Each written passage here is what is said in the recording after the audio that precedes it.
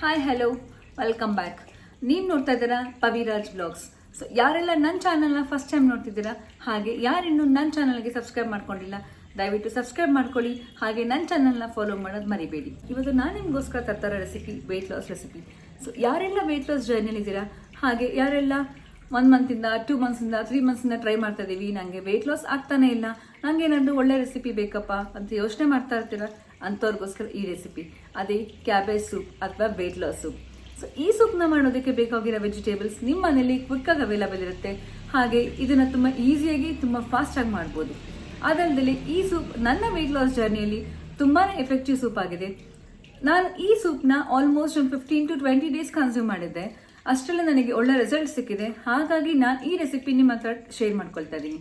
ನೀವು ಇದನ್ನು ಮಾರ್ನಿಂಗ್ ಕೂಡ ಕನ್ಸ್ಯೂಮ್ ಮಾಡ್ಬೋದು, ಈವನ್ ನಿಮಗೆ ಆಫ್ಟರ್ನೂನ್ ಲಂಚ್ ಆಗಿ ಅಥವಾ ಡಿನ್ನರ್ ಆಗಿ ಕೂಡ ಕನ್ಸ್ಯೂಮ್ ಮಾಡ್ಬೋದು. ನಿಮಗೆ ಇನ್ ಕೇಸ್ ಸ್ನ್ಯಾಕ್ಸ್ ಆಗಿ ಬೇಕಿದ್ರೆ ಈವ್ನಿಂಗ್ ಸ್ನ್ಯಾಕ್ಸ್ ಆಗಿ ಕೂಡ ಇದನ್ನು ಟ್ರೈ ಮಾಡ್ಬೋದು. ಸೊ ಎನಿ ಟೈಮ್ ನೀವು ಈ ಸೂಪ್ನ ಕನ್ಸ್ಯೂಮ್ ಮಾಡ್ಬೋದು, ನೋ ರೆಸ್ಟ್ರಿಕ್ಷನ್ಸ್. ಬನ್ನಿ ಹಾಗಿದ್ರೆ ಈ ರೆಸಿಪಿ ಹೇಗೆ ಮಾಡೋದು ನೋಡ್ಕೊಂಡು ಬರೋಣ. ಇದರಿಂದ ನಿಮಗೆ ತುಂಬ ಎಫೆಕ್ಟಿವ್ ರಿಸಲ್ಟ್ ಸಿಗುತ್ತೆ. ಹಾಗೆ ನಿಮಗೆ ಇದು ತುಂಬ ಕ್ವಿಕ್ಕಾಗಿ ಮಾಡುವಂಥ ರೆಸಿಪಿ. ಬನ್ನಿ ನೋಡ್ಕೊಂಡು ಬರೋಣ ಹೇಗೆ ಮಾಡೋದು ಅಂತ. ನಿಮ್ಗೆ ಈ ರೆಸಿಪಿ ಮಾಡೋದಕ್ಕೆ ಬೇಕಾಗಿರೋ ಇಂಗ್ರೀಡಿಯೆಂಟ್ಸ್: ಹಾಫ್ ಕ್ಯಾಪ್ಸಿಕಮ್, ಹಾಗೆ 1 ಕ್ಯಾರೆಟ್, ಸ್ವಲ್ಪ sweet corn, 1 small size of onion, ಹಾಗೆ 1/4 ಆಫ್ ಕ್ಯಾಬೇಜ್. ಸೊ ಇದೆಲ್ಲ ತರಕಾರಿನೂ ಸಣ್ಣದಾಗಿ ಹಚ್ಚಿಟ್ಕೋಬೇಕು. ನೀವು ಈ ಸೂಪ್ನ ವೀಕ್ಲಿ 3 to 4 ಟೈಮ್ಸ್ ಕನ್ಸ್ಯೂಮ್ ಮಾಡ್ಬೋದು. ನಾನು ಏನು ಟಿಪ್ಸ್ ಕೊಡ್ತೀನಿ ಅಂದರೆ, ನೀವು ಅರ್ಲಿ ಮಾರ್ನಿಂಗ್ ಎದ್ದಾಗ ಬಿಸಿನೀರು ಕುಡಿಬೇಕು.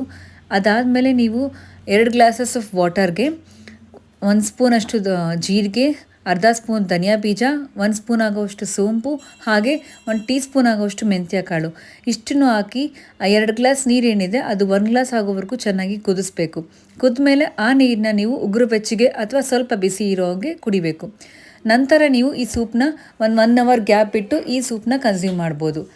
ಸೊ ನೆಕ್ಸ್ಟ್ ನೀವು ಬ್ರಂಚ್ಗೆ ಅಂದರೆ ಬ್ರೇಕ್ಫಾಸ್ಟ್ ಮತ್ತು ಲಂಚ್ ಇನ್ ಬಿಟ್ವೀನ್ ಏನು ಟೈಮಿಂಗ್ಸ್ ಇರುತ್ತೆ, ಆ ಟೈಮಲ್ಲಿ ನೀವೊಂದು ಫ್ರೂಟ್ ತಿನ್ಬೋದು. ಒಂದು ಆ್ಯಪಲ್ ಆಗಿರ್ಬೋದು ಅಥವಾ ಒಂದು ಬನಾನಾ ಆಗಿರ್ಬೋದು, ಏನಾದರೂ ಕನ್ಸ್ಯೂಮ್ ಮಾಡ್ಬೋದು.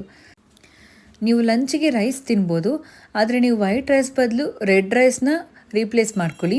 ನೀವು ವೈಟ್ ರೈಸ್ ಬೇಕೇ ಬೇಕು ಅಂದರೆ ವೀಕ್ಲಿ 1 ಟೈಮ್ ನೀವು ವೈಟ್ ರೈಸ್ ತಿನ್ನಿ. ಸೊ ಈ ರೈಸ್ ಜೊತೆಗೆ ಸ್ವಲ್ಪ ದಾಲ್ ಹಾಕ್ಕೊಳ್ಳಿ ಅಥವಾ ಪಲ್ಯ ಇರಲಿ.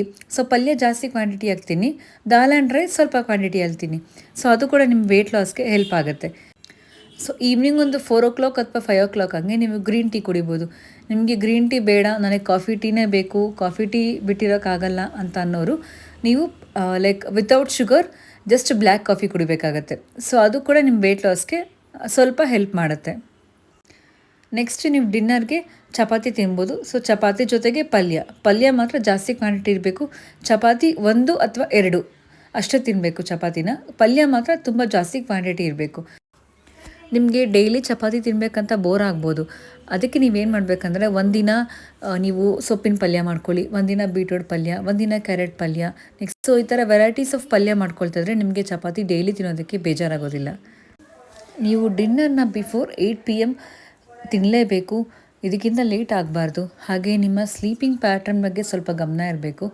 ಬಿಕಾಸ್ ನೀವು ತುಂಬ ಲೇಟಾಗಿ ಮಲಗೋದು, ತುಂಬ ಬೇಗ ಎದ್ದೇಳೋದು, ಈ ಥರ ಮಾಡೋದ್ರಿಂದ ನಿಮಗೆ ನಿದ್ದೆ ಕಡಿಮೆ ಆಗುತ್ತೆ. ಸೊ ನಿದ್ದೆ ಕಡಿಮೆ ಆದಾಗ ಹಾರ್ಮೋನಲ್ ಇಂಬ್ಯಾಲೆನ್ಸಸ್ ಆಗೋ ಚಾನ್ಸಸ್ ಇರುತ್ತೆ. ಸೊ ಹಾರ್ಮೋನಲ್ ಇಂಬ್ಯಾಲೆನ್ಸ್ ಆದರೆ ಅದು ನಿಮ್ಮ ವೆಯ್ಟ್ ಲಾಸ್ ಜರ್ನಿಗೆ ತುಂಬ ಎಫೆಕ್ಟ್ ಆಗುತ್ತೆ. ಬಿಕಾಸ್ ಅದರಿಂದ ನಿಮಗೆ ವೆಯ್ಟ್ ಲಾಸ್ ಕೂಡ ಆಗ್ಬೋದು, ವೆಯ್ಟ್ ಗೇನ್ ಕೂಡ ಆಗ್ಬೋದು. ಹಾಗಾಗಿ ಫಸ್ಟು ನೀವು ಒಳ್ಳೆ ನಿದ್ದೆ ಮಾಡಬೇಕು, ಹಾಗೆ ಒಳ್ಳೆ ಫುಡ್ ತೊಗೋಬೇಕು. ಬನ್ನಿ ಇವಾಗ ಈ ಸೂಪ್ ಹೇಗೆ ಮಾಡೋದು ನೋಡೋಣ. ಸೊ ಇವಾಗ ಒಂದು ಸ್ಮಾಲ್ ಕುಕ್ಕರ್ ತೊಗೊಳ್ಳೋಣ. ಕುಕ್ಕರ್ಗೆ ಅರ್ಧ ಗ್ಲಾಸ್ ಆಗುವಷ್ಟು ನೀರು ಹಾಕಬೇಕು. ನೀರು ಸ್ವಲ್ಪ ಕುದಿ ಬರೋವರೆಗೂ ವೆಯ್ಟ್ ಮಾಡಬೇಕು. ನೀರು ಸ್ವಲ್ಪ ಕುದ್ದ ಮೇಲೆ ಇದಕ್ಕೆ ಹಚ್ಚಿಟ್ಕೊಂಡಿರೋಂಥ ಈರುಳ್ಳಿ ಹಾಕಬೇಕು. ಈರುಳ್ಳಿ ಒಂದು ಲೋ ಕ್ಯಾಲರಿ ಫುಡ್, ಹಾಗೆ ಇದರಲ್ಲಿ ಫ್ಯಾಟ್ ಅಂಶ ಕೂಡ ತುಂಬ ಕಡಿಮೆ ಇದೆ. ಜೊತೆಗೆ ಆನಿಯನಲ್ಲಿ ಫೈಬರ್ ಅಂಶ ಅಂದರೆ ನಾರಿನ ಅಂಶ ತುಂಬ ಜಾಸ್ತಿ ಇದೆ. ಹಾಗೆ ಇದರಲ್ಲಿ ವಾಟರ್ ಕಂಟೆಂಟ್ ಕೂಡ ಜಾಸ್ತಿ ಇದೆ. ಸೊ ನಮಗೆ ಆನಿಯನ್ ಡೈಜೆಸ್ಟಿವ್ ಹೆಲ್ತ್ ಕೂಡ ಪ್ರಮೋಟ್ ಮಾಡುತ್ತೆ. ಇವಾಗ ಹಚ್ಚಿಟ್ಕೊಂಡಿರೋಂಥ ಕ್ಯಾರೆಟ್ ಹಾಕೋಣ. ಕ್ಯಾರೆಟ್ ಕೂಡ ರಿಚ್ ಇನ್ ಫೈಬರ್, ಹಾಗೆ ಇದರಲ್ಲಿ ಪೊಟ್ಯಾಷಿಯಮ್ ಜಾಸ್ತಿ ಇರೋದ್ರಿಂದ ನಿಮಗೆ ಕೊಲೆಸ್ಟ್ರಾಲ್ ಲೆವೆಲ್ಸ್ನ ಇದು ರೆಡ್ಯೂಸ್ ಮಾಡುತ್ತೆ. ಇವಾಗ ಇಲ್ಲಿ ಹಚ್ಚಿಟ್ಕೊಂಡಿರೋ ಕ್ಯಾಪ್ಸಿಕಮ್ ಹಾಗೆ ಸ್ವೀಟ್ ಕಾರ್ನ್ ಹಾಕ್ಕೊಳ್ತಾ ಇದ್ದೀನಿ. ಸ್ವೀಟ್ ಕಾರ್ನ್ ಆ್ಯಂಡ್ ಕ್ಯಾಪ್ಸಿಕಮ್ ಎರಡೂ ಕೂಡ ಫೈಬರ್ ರಿಚ್ ಫುಡ್. ಇದು ನಿಮಗೆ ಹೊಟ್ಟೆನ ಫುಲ್ಲಾಗಿಡುತ್ತೆ, ಹಾಗಾಗಿ ನಿಮಗೆ ಹೊಟ್ಟೆ ಹಸಿವು ಕೂಡ ಕಡಿಮೆ ಆಗುತ್ತೆ. ಜೊತೆಗೆ ಕ್ಯಾಪ್ಸಿಕಮ್ ಬಂದು ನಿಮ್ಮ ಬಾಡಿಲಿ ಫ್ಯಾಟ್ ಸ್ಟೋರೇಜ್ ಆಗೋದನ್ನ ಕಡಿಮೆ ಮಾಡುತ್ತೆ. ಇವಾಗ ನಾನಿಲ್ಲಿ ಹಚ್ಚಿಟ್ಕೊಂಡಿರೋ ಕ್ಯಾಬೇಜ್ ಹಾಕ್ತಾಯಿದ್ದೀನಿ. ಇದು ನಮ್ಮ ಸೂಪ್ನ ಮೇನ್ ಇಂಗ್ರೀಡಿಯೆಂಟ್ ಆಗಿರುತ್ತೆ.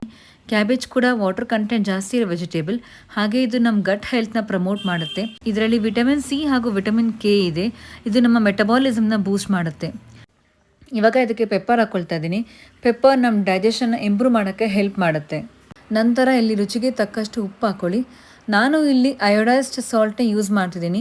ನಿಮಗೆ ಬೇಕಿದ್ರೆ ನೀವು ಪಿಂಕ್ ಸಾಲ್ಟ್ ಅಥವಾ ರಾಕ್ ಸಾಲ್ಟ್ ಕೂಡ ಯೂಸ್ ಮಾಡ್ಬೋದು. ನೀವು ಈ ಸೂಪ್ಗೆ ಟೊಮೊಟೊ ಕೂಡ ಆ್ಯಡ್ ಮಾಡ್ಬೋದು.